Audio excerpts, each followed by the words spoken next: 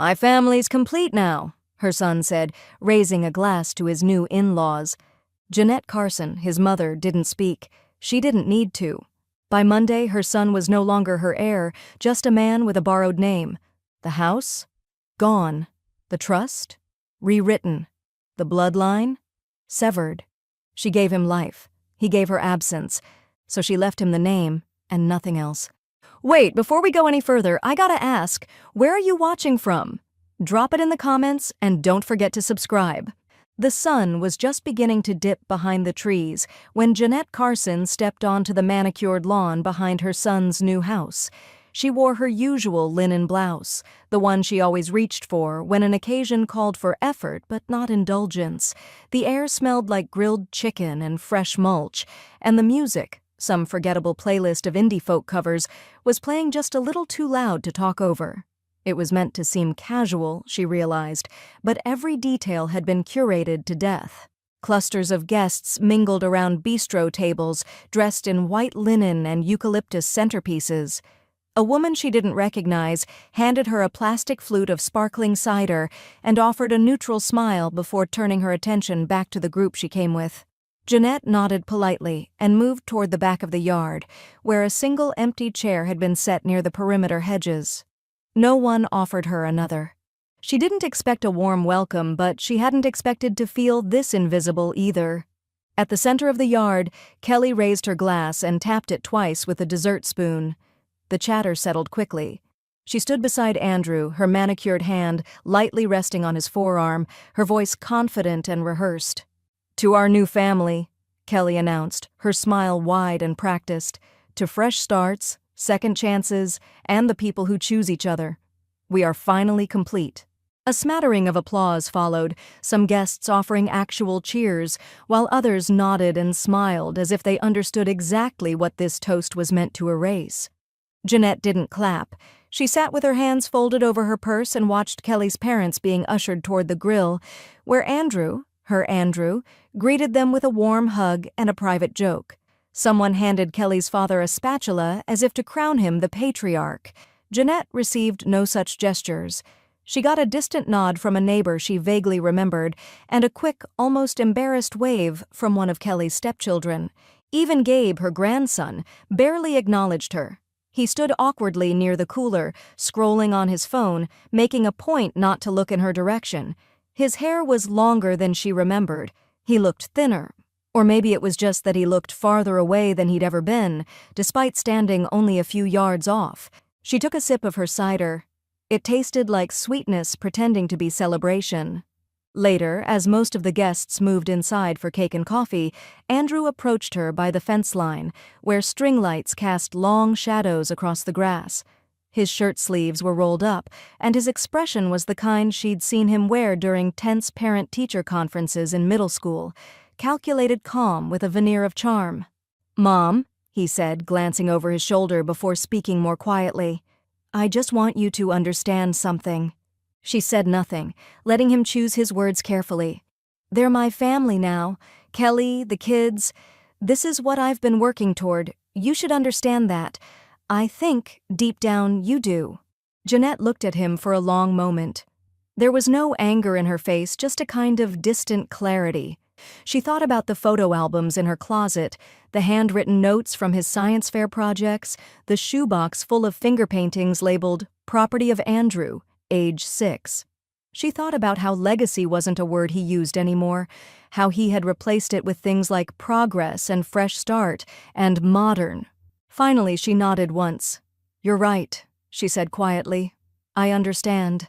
He smiled, relieved, and turned to rejoin the others. She didn't follow. Instead, she walked back to her car without saying goodbye to anyone. No one stopped her. No one noticed. From the driver's seat, she could still hear laughter carrying over the hedges. She reached into her purse and pulled out a small envelope she had brought with her, meant for Andrew, meant for a moment that never arrived. It contained a handwritten list of names, dates, and land deeds. Carson legacy materials from 1861 to present, her final effort to make him care. She tore it in half, then again, and again. When she pulled onto the main road, headlights glowing against the rising mist, she didn't feel angry. She felt emptied. But even that, she realized, could be useful. Emptiness made space for decisions. And this time, she would make one that lasted longer than any toast. The next morning, Jeanette woke earlier than usual, though there had been no alarm. The silence in her house wasn't heavy, it was disciplined. She moved through it like someone trained by decades of small routines, slippers on before the cold floor touched skin, blinds opened halfway to let in the light but not the heat, kettle set to boil before a word was spoken aloud. By 7:30, she had carried the large navy binder down from the top shelf in her study. It was heavier than she remembered, not just with paper, but with the weight of history pressed into its spine. She set it carefully on the dining room table, the same table where Andrew had once spilled grape juice during Thanksgiving, and cried harder over the tablecloth than the scolding that followed. She undid the brass clasp and opened the cover. The first page held the Carson name in looping calligraphy, her husband's hand neat and careful. Beneath it, a family crest they had designed together, borrowing symbols from archived documents and Civil War records, a gold star for military service, a book for education, a wheat stalk for the land. She turned the pages slowly, her fingertips tracing each entry. There were photographs from the early 1900s, grainy and sepia-toned, each labeled in block print. Property records for the original acreage in Buncombe County, land that had been parceled and repurposed and lost, until her husband had bought back 2 acres and rebuilt the house from original plans. There were faded birth certificates, church rosters, folded letters from wars past, and an envelope containing the bronze medals he had received for service in Vietnam. Jeanette paused at those, remembering the quiet pride in his eyes the day he had finally agreed to frame them. Page by page, she documented the lineage. Carsons who had taught, farmed, fought, served, stayed. It wasn't a history of triumph, but it was one of endurance, a name that had been held with care. And now her son had tossed it into a toast like confetti. A name you inherit means nothing, she thought, until you've earned it. She reached the final blank page and uncapped her fountain pen. In her practiced cursive, she wrote a single sentence across the top: "Legacy is more than blood." She let the ink dry as she folded the binder closed, pressing it shut with the weight of her palms. An hour later, she stepped into the worn office of Walt Simmons, whose name still occupied the same brass placard it had for the last 40 years. The walls were lined with military certificates and old diplomas. A flag from his Navy days hung proudly beside the window. Walt rose from behind the desk, tall and broad and tired-looking. "Jeanette," he said warmly, "this early in the morning I'm guessing this isn't a social call." She shook his hand. "It's time to make changes." They sat together, the coffee between them going cold as she walked him through her intent, slowly, precisely, as if she were reciting lesson plans she'd memorized. "I want to restructure my estate," she said, placing a document on his desk. "I want the trust to reflect a legacy, not an obligation." Walt adjusted his glasses and glanced over the pages.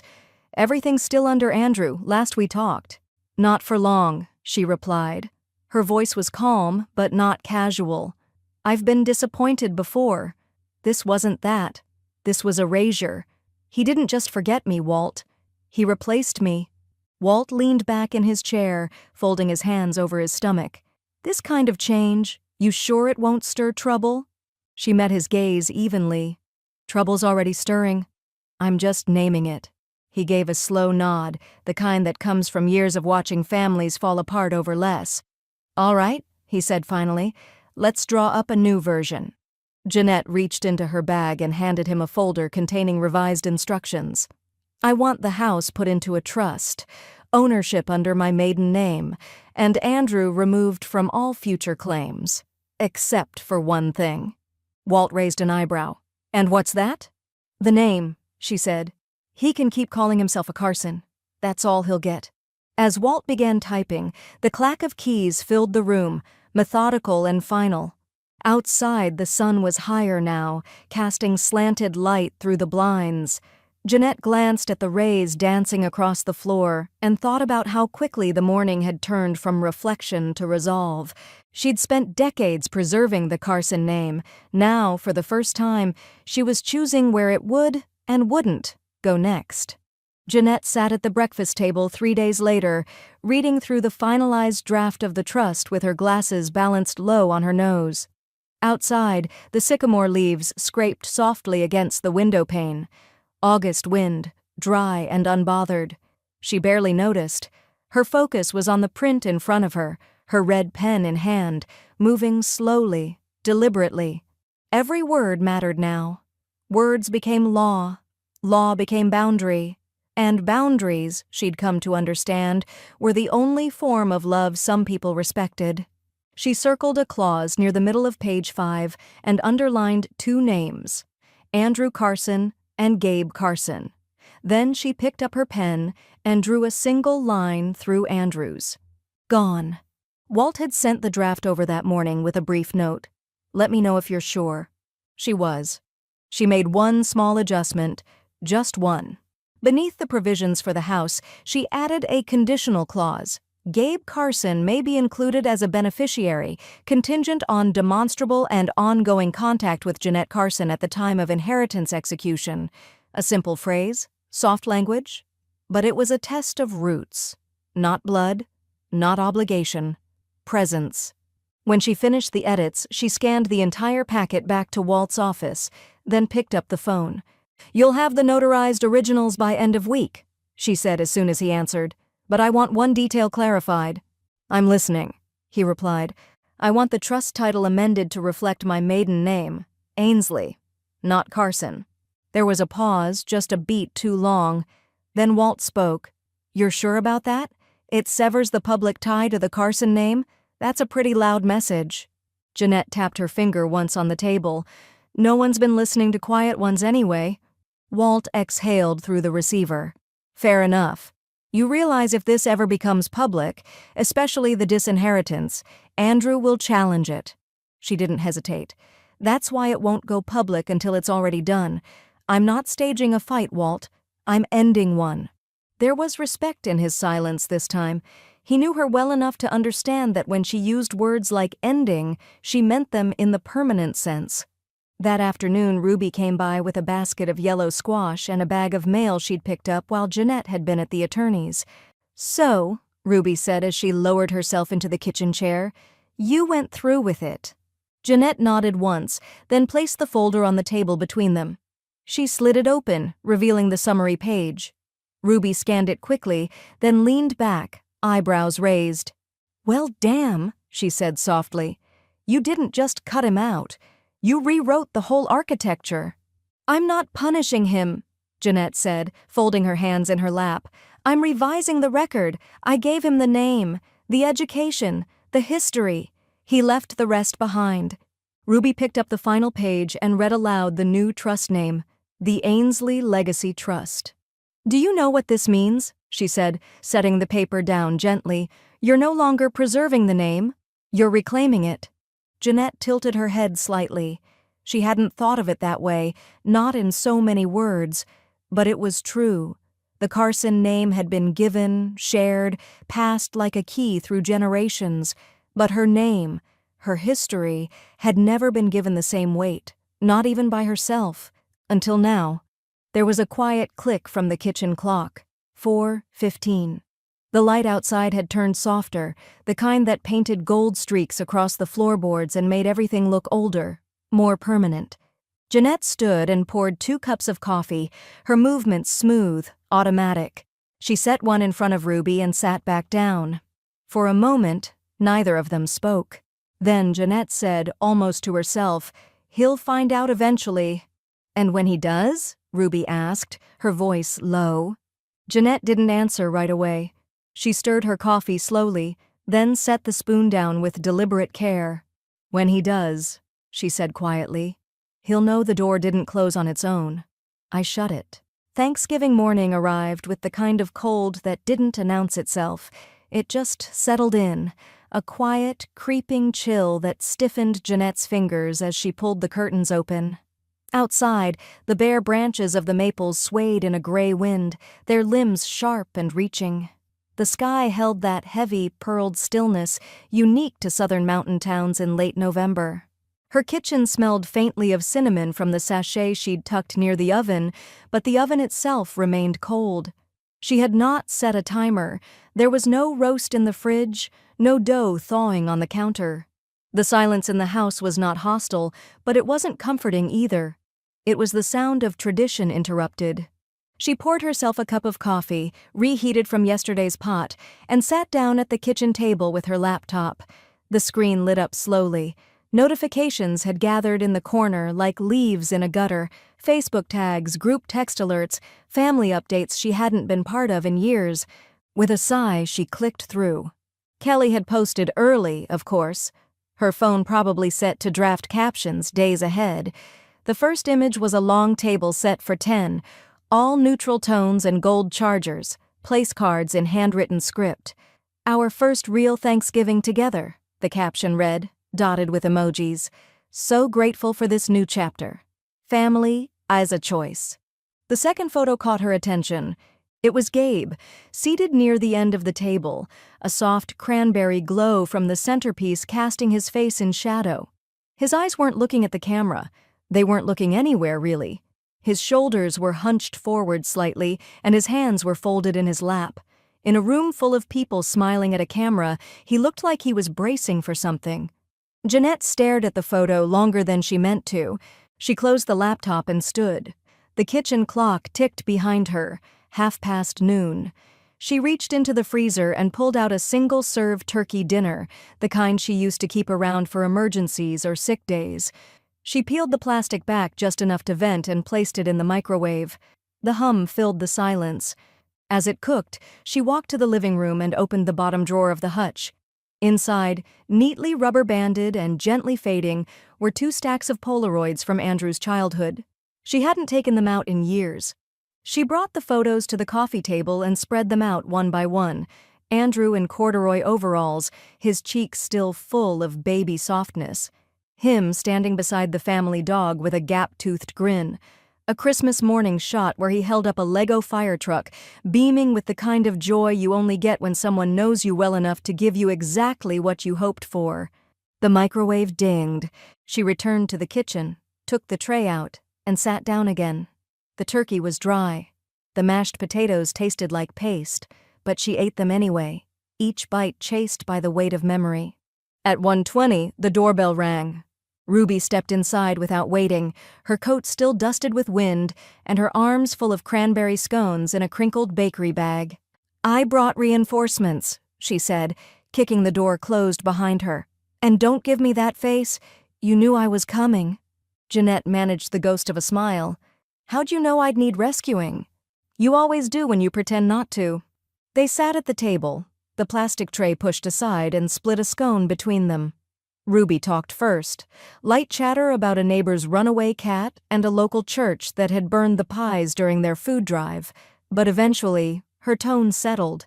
"So," she said, leaning forward slightly, "what do they have that matters? Besides a Pinterest table and 2 hours of small talk?" Jeanette didn't answer right away. She glanced down at a Polaroid still resting beside her plate. Andrew at age 7, his hand clutching a small American flag during the town's Veterans Day parade. "They've got a picture," she said finally. "I've got the people behind it." Ruby nodded. "That's the difference. You've got history. You've got service. You've got grit." Jeanette took a breath, then spoke slowly. "He gave them the table," she said. "But I kept the roots." The room fell still with the truth of it. Outside, the wind picked up, scattering the last of the leaves against the porch. Jeanette reached for her phone and pulled up Gabe's photo again. His eyes still haunted her, unfocused, distant, like he was holding something in he didn't yet know how to name. She tapped the screen, zoomed in, then stared a moment longer, and in that still frame something inside her shifted, subtle but irreversible. The envelope sat on the edge of Jeanette's writing desk, thick with implication. She had addressed it by hand, carefully, the way she used to label Andrew's lunch bags in grade school. Block letters, clean lines, no flourish. The return address was hers, but she didn't sign her name. Some messages didn't need authorship, just clarity. Inside, she'd enclosed one page, a photocopy of the updated inheritance clause, the paragraph highlighted in soft orange. Andrew Carson, removed as beneficiary in all categories except surname usage. Below it, a handwritten note on a yellow sticky square. The name is free, the money isn't. She didn't seal the envelope immediately. Instead, she let it sit there beside her cup of cold tea, as if its presence alone would make the silence feel more decisive. Outside, the afternoon sun was thin and winter white, slanting through the blinds in quiet slivers. It was Ruby who nudged her forward. "If you're going to send it," she'd said the night before, "don't just throw the first stone. Make sure you're the one holding the ground." So Jeanette sealed it. 2 days later, the call came. Mid-morning, blocked number, the kind you answer out of instinct, more than intent. His voice was already raised. "What the hell is this?" Andrew said without introduction. "A joke?" Jeanette didn't flinch. She was still seated in the armchair near the front window, one leg tucked under her as she balanced a pen against the edge of her crossword book. The call had interrupted her, but not unsettled her. "No joke," she said plainly. "Legal notice." "You're punishing me for moving on," he snapped. "That's what this is, isn't it?" She exhaled slowly through her nose. Not a sigh, not frustration, just quiet restraint. "You didn't move on, Andrew," she said. "You replaced me, then pretended you didn't." There was a beat of silence, but it wasn't self-reflection. It was recoil. "You always made everything about you. This is why I had to set boundaries. This is toxic." She didn't respond to that. She wouldn't. The last time she'd tried to explain grief to someone who was still mid-victory lap, she'd left feeling small. This time, she stayed still. "You made your choice," she said after a pause. "I'm simply formalizing mine." He hung up. No goodbye. 20 minutes later, her phone buzzed again, this time with a text from Kelly. "It's sad how some people cling to bitterness instead of evolving. Wishing you peace this holiday season." Jeanette stared at the message for a moment, then pressed her thumb to the screen. Block. Then Andrew's number. Block. The silence that followed was not hollow. It was clean and cleansing. She didn't mention it to Ruby that afternoon when she dropped by with fresh rolls and a tin of spice cookies. They sat on the porch instead, bundled in scarves, sipping tea as the light dimmed behind the Blue Ridge peaks. Jeanette didn't need to share the details. Ruby would see it in her posture, lighter, straighter. But that night, something happened. She was cleaning up in the kitchen when she heard the buzz of her landline, a sound so rare these days it startled her. She wiped her hands on a towel and answered on the third ring. "Hi, Grandma." Her heart paused mid-beat. Gabe's voice was deeper now, scratchier around the edges, but she would have known it anywhere. "Hi," she said, carefully steady. "I didn't expect—" "I know," he said quickly. I saw your comment, on the photo." She remembered now. After Ruby had gone home, she'd opened her laptop, stared again at the photo of Gabe looking down at his plate. On impulse, she had left a small, private comment. "I still have the train set. The one you used to build tunnels under the table, in case you ever want it back. No emojis, no guilt, just a quiet breadcrumb." "I remember that set," Gabe said now. "The tunnels were the best part." Jeanette sat slowly in the kitchen chair. Her throat was dry. She didn't want to push too hard. "I've kept a lot of the old pictures," she said gently. "Some stories come with them, if you're curious." There was a long pause on the other end. Then, "I think I am." And in that moment she understood something she hadn't allowed herself to before. Not all inheritances were legal or financial.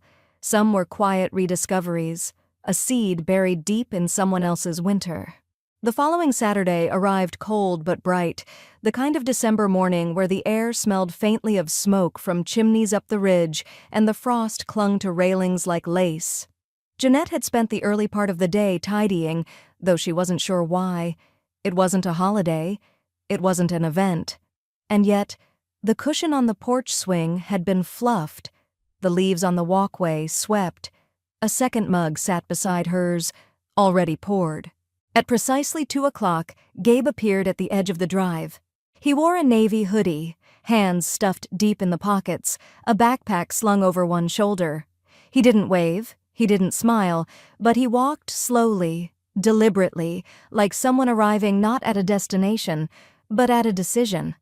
Jeanette opened the screen door without a word. They sat on the porch swing side by side, cider in hand, wrapped in silence at first. The wood creaked beneath their weight, a slow, rhythmic groan that seemed to echo the passage of something older than both of them. She didn't rush to fill the quiet, and neither did he. Instead, they let it breathe. It was Gabe who spoke first. "They keep saying this is the real family," he muttered, eyes trained on the pine needles skittering across the lawn. "Like Mom and the kids and Andrew. They say it like I'm supposed to pick it, believe in it." Jeanette turned her head slightly but said nothing yet. He continued, "I don't even know what that means. Real family, like is there a fake one? A canceled one? Is that what this is supposed to be?" His voice cracked just enough at the end that Jeanette heard the real weight behind it. Not anger, not rebellion, confusion. She took a sip of her cider before answering, letting the warmth move through her chest. "Family remembers where you come from," she said finally, "and reminds you who you are, not who they need you to become." Gabe sat with that. His jaw tightened a little, like he was bracing for a lecture that never came. She leaned forward, setting her mug down on the little iron side table.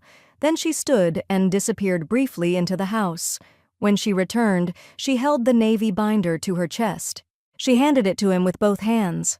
"What is it?" he asked. "Records," she said. "Stories, land deeds, births, letters, uniform citations, all of it. This family, your family." He opened the binder slowly, eyes scanning the yellowing paper, the black and white photos, the hand-drawn crest. "Did you make this?" Jeanette nodded. "Started it when your father was your age. Took 4 decades to finish. Though I guess it's not finished. Not really." Gabe turned another page, then another. There was a long pause, his fingers resting on a picture of her late husband in uniform. He looked up. "I thought this stuff didn't matter." She exhaled, not a sigh, but something gentler. "It doesn't," she said, "until it's almost lost." Gabe didn't respond right away, but he didn't close the binder either. The wind picked up slightly, and Jeanette wrapped the blanket tighter around her shoulders. Down the hill, a single car drove by, the sound muffled beneath the trees. On the porch, time seemed to stretch, not stagnant but suspended. "I used to draw this house all the time," Gabe said, eyes still on the binder.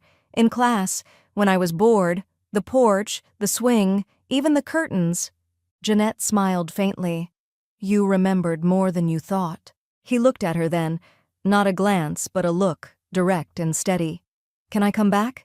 Just sometimes?" Her throat caught, but she nodded. "Whenever you want." He looked down at the binder again and turned one last page. There, at the back, was the note she'd written just weeks before. "Legacy is more than blood." Gabe stared at the line for a long moment. Then, "Can I add to this?" Jeanette blinked, heart stilled mid-beat. "Yes," she said, steady. "That's the point." The museum wasn't grand. It stood 2 blocks off Pack Square, behind a row of faded brick storefronts, wedged between a consignment shop and a bakery that still hand-lettered its chalkboard menu. But inside, it smelled like reverence. Aged paper, worn wood, the ghost of beeswax polish.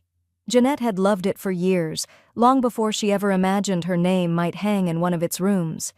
Now, the binder sat behind glass, spine upright and pages splayed open beneath a beam of soft museum lighting. A pair of cotton gloves rested nearby, encouragement for visitors to engage gently. The exhibit walls were modest, just 2 in a quiet alcove, but they carried weight. Photographs were enlarged, maps framed, citations mounted beside short typed vignettes. There was no fanfare, just facts, service dates, land transfers, acts of stewardship too small to ever make headlines and too steady to ignore. Above the display, etched in metal letters no taller than her thumb, the plaque read, "The Carsons of Asheville, a family of quiet service." Jeanette stood off to the side during the private opening, just staff, a few board members, and Ruby, who'd insisted on coming even though it was a Tuesday morning and she had a standing bridge game. Gabe hadn't come. Not because he didn't want to, but because she hadn't asked. Not yet. Some things needed to grow quietly. "I don't know whether to hug you or throttle you," Ruby whispered, looping her arm through Jeanette's as they stood in front of the display. Jeanette allowed herself a small smile. "Why not both?" "You just gave them everything," Ruby said, eyes scanning the walls. "Everything except the one who left you out." Jeanette nodded once, slow and deliberate. "Exactly."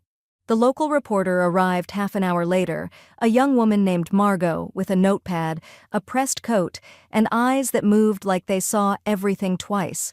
She asked good questions, took careful notes, and when Jeanette hesitated, she gave space. "Why now?"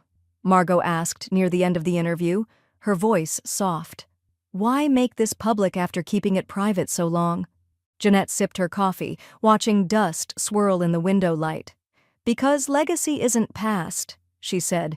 "It's earned, and it's claimed, before someone else overwrites it." The profile ran 2 days later in the Asheville Citizen-Times under the headline, "Preserving Quiet Power, One Woman's Mission to Honor Her Family's Roots." There was no mention of Andrew, no mention of estrangement, just her husband, the land, the years. It took less than 12 hours for Kelly to find it. The first sign was the call from Ruby. "She's fuming," Ruby said, practically breathless from laughter. "Posted a whole Instagram story about family myths and glorifying the past. You made her combust without lifting a finger." Jeanette didn't respond, but a faint curve touched her mouth. It wasn't satisfaction exactly, it was release. Like watching something float away that you'd carried too long. By the next morning, the text from Andrew arrived. "You made us look like outsiders." She read it once, then again, and found it strange how hollow it felt. No rage, no shame, just the quiet sting of recognition. "Us," he'd said, "not you and me, not your family." A fracture formalized in one small sentence. She didn't reply. Instead, she printed the article and folded it neatly into a file marked Future Access. Gabe. If he ever asked, she wanted him to know. This was the moment the public story caught up to the private one. The moment she chose to stop asking for space and started taking it. Later that evening, she returned to the museum alone. The exhibit room was empty, save for the hum of the HVAC and the muted echo of her own footsteps. She stood in front of the display again, gaze lingering on the photo of her husband in uniform, one hand resting casually on the roofline of their rebuilt home. Then, almost without thinking, she pulled a folded sheet from her purse. It was Gabe's first sketch, a pencil drawing of the house, split down the center, roots tangled into one half, the other all scaffolding. She tucked it into the binder's final sleeve, behind the legacy documents and before the signature page. Not just the past, now a future too. The gymnasium had been transformed for the evening. Student art lined the walls. Clipped onto panels draped in navy felt, the air thick with the scent of glue sticks, acrylic paint, and cookies from the PTA bake table. Jeanette stood near the entrance, coat folded over her arm, clutching a printed event program in one hand and a guest badge in the other.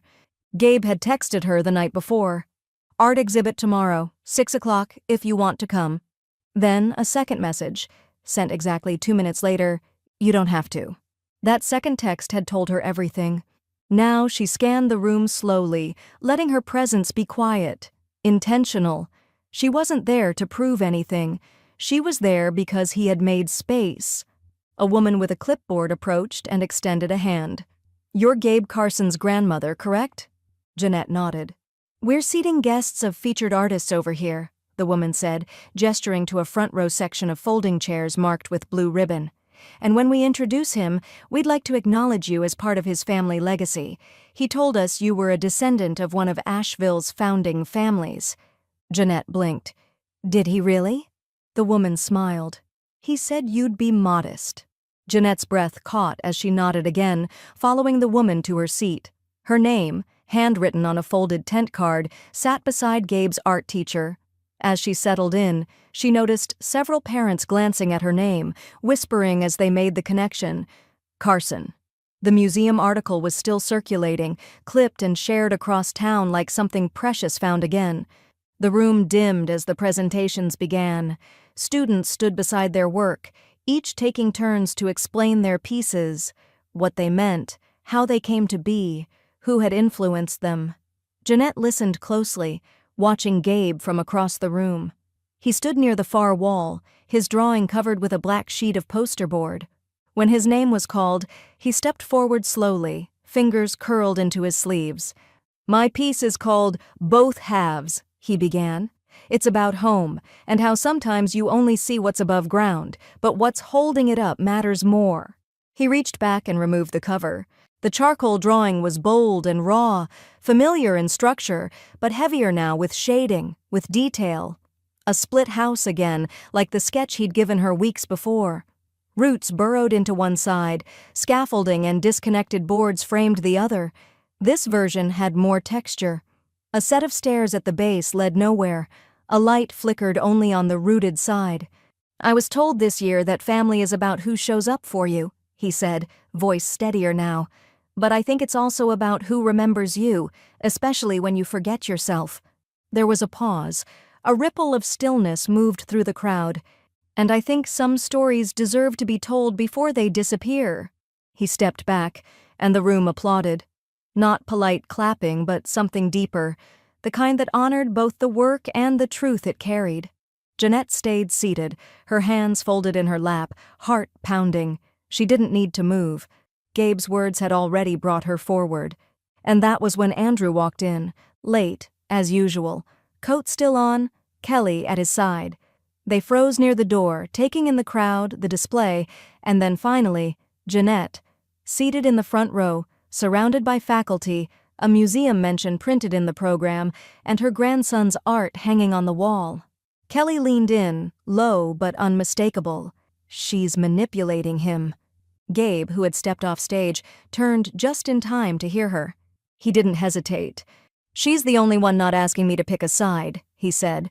His voice wasn't raised, but it didn't need to be.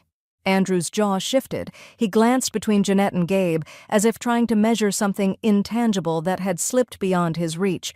Jeanette didn't move, didn't speak. She let the silence speak for her. The email arrived on a Tuesday morning, nestled between an auto insurance renewal notice and a spam message about discounted cremation services. Walt forwarded it to Jeanette with a single-line preface. He finally got curious. She opened the attachment slowly, sipping her coffee, her eyes scanning the message from a Raleigh-based estate attorney representing Andrew Carson. It was written in that delicately neutral tone legal professionals use when they're feeling out landmines. "This is a courtesy inquiry regarding potential adjustments to real property title based on informal expectations of inheritance and family division. My client hopes to clarify what may be available preemptively in the interest of avoiding confusion or discomfort later." Jeanette read it twice, then a third time. She didn't feel rattled. She felt done, as if this was the final shoe dropping onto a floor she'd already swept clean. She forwarded the note to Walt with her reply. "Please respond formally. No rights, no claim, no standing. And let's finish the rest while we're at it." By Friday, the final property transfer was executed. The remaining parcel, a wooded slope behind her house, once a grazing field, had been folded into the Ainsley Legacy Trust. It was now legally unreachable by anyone not named in the new documents. No court would unspool it. No informal expectation would touch it.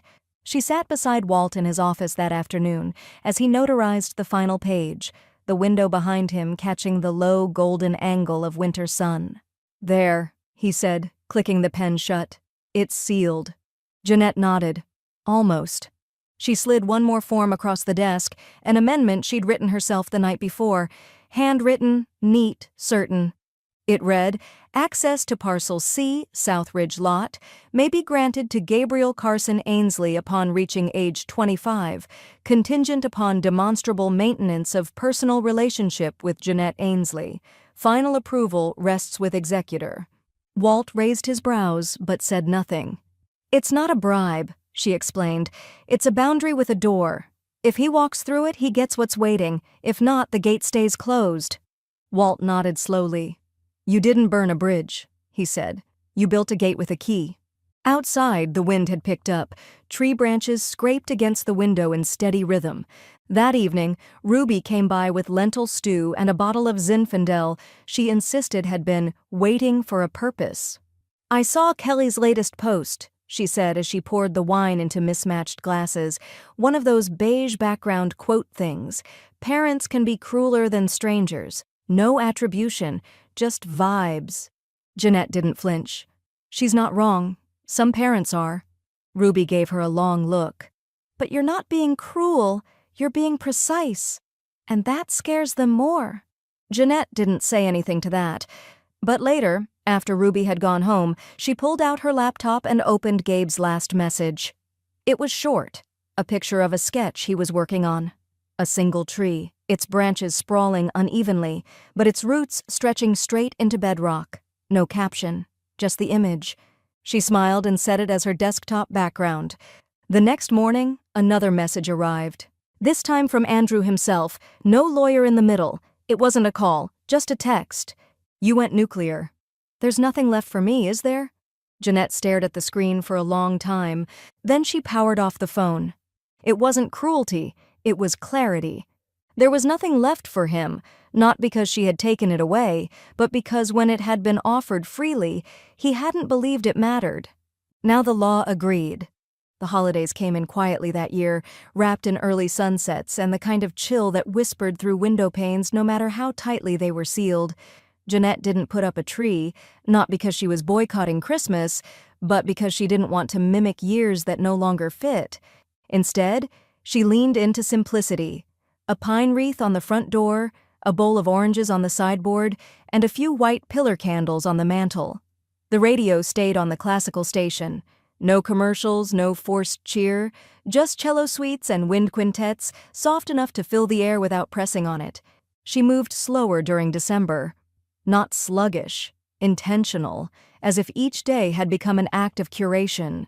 The ornaments remained in the attic. The old stocking labeled Andrew stayed boxed. Some things, she'd realized, could be respected without being repeated. The card arrived on a Wednesday afternoon, tucked among grocery flyers and a postcard for a dentist running a holiday whitening special. Jeanette nearly missed it. The envelope was blank. No return address, no decorative stamp. But the handwriting stopped her. Not childish, not quite mature either. Careful, deliberate. Inside was a folded card, hand-drawn. On the front, a pencil rendering of the family home, her home, with a dusting of snow on the porch railing and smoke curling gently from the chimney.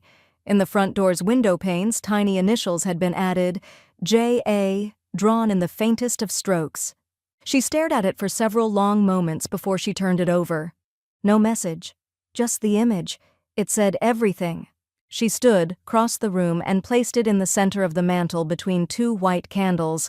Then she stepped back and took it in, the way one might admire something sacred, not because it was grand, but because it was offered. That evening, Ruby arrived with a thermos of mulled wine and a tin of spice cookies she'd labeled experimental. Jeanette opened the door with a raised eyebrow. "They're not bad," Ruby said as she stepped inside. "They just taste like I lost track of the cinnamon mid-pour." The living room glowed gently from candlelight and the soft loop of a holiday playlist that had survived multiple CD formats and two husbands between them. Ruby kicked off her boots, poured wine into mismatched mugs, and nestled into the couch with a sigh. "You know," she said, glancing at the drawing, "for someone who claims to be neutral about Christmas, you sure made space for something lovely." Jeanette gave a small smile. "It came to me." "Gabe?" Jeanette nodded. "No note?" "Just that." Ruby took a sip. "That's a note."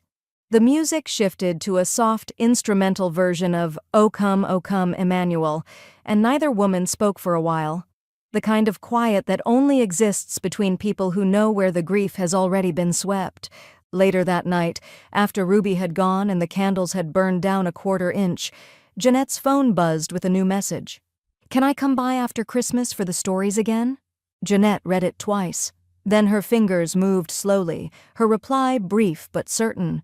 "Always." She stared at the screen for a moment after sending it, then powered the phone off, not out of habit, but as a ritual. Some things were finished for the day, some just beginning. She stood and turned off the music. The living room, wrapped in stillness, no longer felt empty. Across the mantel, Gabe's drawing watched over the room. Simple lines, steady hands, no signature. But she didn't need one. She knew exactly who had sent it. The invitation came folded inside a thick ivory envelope, hand-delivered by courier 2 days after New Year's. No text, no email, just a short printed card with raised ink. Dinner at our place, just us. Let's reset. Andrew and Kelly. Jeanette set it on the sideboard beside her keys and let it sit there for 2 full days. She didn't touch it, didn't reread it, didn't even tell Ruby about it. The words, just us, were what had stopped her. They weren't a gesture, they were a trap. So when she finally replied, by phone, brief and formal, she added a small condition. "I'll come," she said, "but I'm bringing a guest." Andrew hesitated on the other end. "Kelly's making pot roast." "Walt prefers beef to be negotiated over," she replied. "You'll remember that." The table was set too neatly, polished silver, wine glasses at each place, a table runner that matched the candles too exactly. Kelly answered the door wearing a cashmere turtleneck and the kind of smile people put on when they've already decided how the night should go. Jeanette stepped inside with Walt by her side. He wore a tweed jacket and a lawyer's posture, warm enough to be polite, but not enough to suggest comfort. Andrew greeted them at the dining room threshold. "Glad you came," he said, his voice reaching a little too hard for casual. "Let's sit." They did. The food was fine. The wine was better. The conversation, thin. It wasn't until the second bite of salad that Andrew leaned forward, elbows on the table, hands clasped in front of him. "Look," he said, "I know things got complicated." Walt glanced at Jeanette but said nothing. "I think we can still fix this," Andrew continued. "It's not too late." Jeanette set down her fork. "That would require you to admit you broke it." Andrew's expression twitched. "I didn't break anything, it's just... life shifted. I didn't expect you to take it all so... personally." Kelly made a soft sound in her throat, the kind meant to signal agreement without words. Walt took a slow sip of water. Jeanette didn't blink. "You rewrote your life like it started the day you remarried, like we were a footnote, and then you were shocked that the rest of the book closed." Andrew frowned. "That's not fair. I never stopped being your son." Jeanette tilted her head. "You just stopped behaving like one." A pause stretched across the table like spilled wine. Kelly reached for her glass but didn't lift it. Andrew tried again. "I didn't bring you here to argue. You brought me here to feel better about what you're not going to change," Jeanette said, her voice even. "But this isn't a confession. It's a rerun." She pushed her chair back gently. The legs didn't scrape. Walt followed suit, slowly rising. "Leaving already?" Kelly asked, blinking fast. Jeanette didn't answer her. She looked at Andrew, the way you look at a person you've memorized and can now unsee. "I came," she said softly. "That was the last thing you were owed." Outside, the night had turned sharp. The wind cut through Jeanette's coat as she and Walt stepped off the porch, neither speaking as they reached the car. The engine started with a quiet hum. It wasn't until they reached the first stoplight that Walt finally said, "You handled that better than I would have." Jeanette looked straight ahead, her hands calm on the steering wheel. "That's why you're not his mother." The wind that cut across Asheville that morning was sharp and bright, the kind that turned breath into ribbons and made bronze glint like fire under the sun. Jeanette stood beside the small stage in her charcoal wool coat, hands clasped in front of her, heels planted firm in the brittle grass. A modest crowd had gathered on the lawn outside the museum, board members, local officials, preservationists, and a scattering of community faces who remembered her from the classroom, from PTA meetings, from years of quiet service. Beside her stood Gabe. He wore a navy pea coat that was slightly too big, a gift from Ruby passed down through a network of women who'd kept other people's sons warm for decades. His hands were shoved deep in his pockets, but he didn't fidget. He stood with her, not behind, not off to the side, beside. A staff member tapped the microphone. Thank you all for joining us today as we honor Jeanette Ainsley Carson, whose tireless work in historical preservation has ensured that the story of this town, its real story, won't be lost to convenience or revision. There were a few nods, a few murmurs of approval. A camera clicked. Someone handed Jeanette a folded program, and she tucked it into her coat pocket without looking. The museum director gestured toward the cloth-covered pedestal behind them. And now, we unveil the marker that will stand permanently outside our legacy archive. Gabe stepped forward with her, fingers curling around the edge of the tarp. Together, they pulled it free. The bronze plaque caught the light and held it. The engraving was simple, clean, in honor of Jeanette Ainsley Carson. She preserved what others tried to forget. No fanfare, no false modesty, just the truth. Jeanette stared at the inscription for a long moment. Not for the words themselves, she already knew